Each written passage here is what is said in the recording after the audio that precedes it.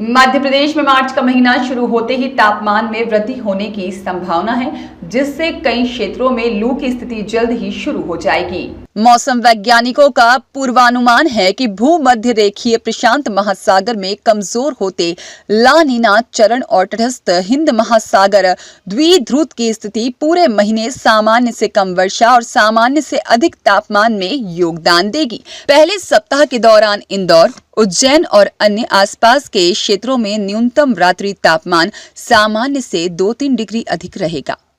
इंदौर उज्जैन संभाग में दिन का तापमान सामान्य से थोड़ा अधिक रहेगा। हालांकि बारिश की कोई उम्मीद नहीं है, लेकिन पश्चिमी विक्षोभ के कारण बादल छाए रहेंगे। कृषि मौसम वैज्ञानिक डॉक्टर HL खपेड़िया ने बताया कि दूसरे सप्ताह में इंदौर संभाग में रात्रि तापमान सामान्य से 2-3 डिग्री अधिक 17-19 डिग्री सेल्सियस रहने की संभावना है, जबकि अन्य संभागों में तापमान 15-17 डिग्री सेल्सियस के आसपास रहेगा। दिन का तापमान और बढ़ेगा और इंदौर और उज्जैन संभाग में 33-35 डिग्री सेल्सियस तक पहुंच जाएगा। मार्च के अंत में इंदौर और उज्जैन जिले में 3-4 दिनों तक भीषण गर्मी पड़ने की संभावना है। वर्तमान मौसम की बात करें तो वर्तमान में हम देख रहे हैं कि अधिकतम तापक्रम 30 और 31 के बीच बना हुआ और न्यूनतम तापक्रम 15 और 16 डिग्री के आसपास बना हुआ है।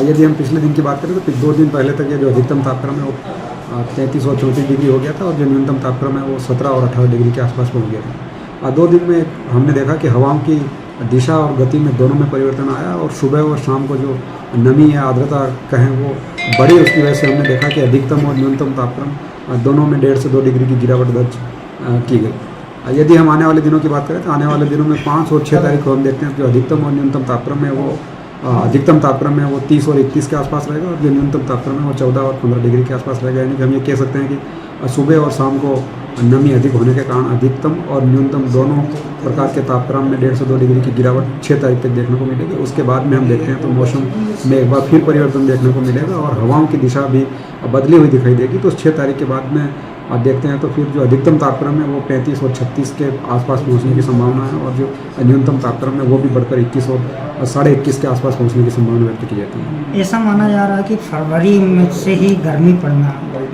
मतलब लंबे समय बाद ऐसा हुआ।